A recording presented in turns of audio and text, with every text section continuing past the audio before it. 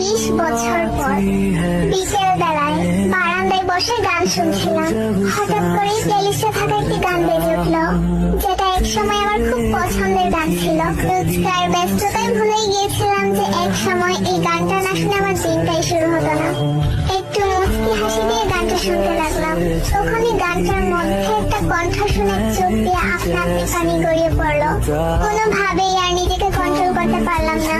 তাকে নিয়ে আগে কতই না স্বপ্ন দেখতাম, কত গল্প বানাতাম, বান্ধবীদের কানের কাছে সারা দিন চেঁচামেচি করতাম। সত্যি কত না পাগলামি করতাম তার জন্য। ভেবেছিলাম হয়তো তাকে ছাড়া বাঁচতেই পারবো না। তার জন্য এত পাগলামো করা মানুষটাই আজ তাকে ছাড়া বেঁচে আছে, সুখে আছে। কিন্তু যত সুখী থাকি না কেন, তাকে আমি কখনোই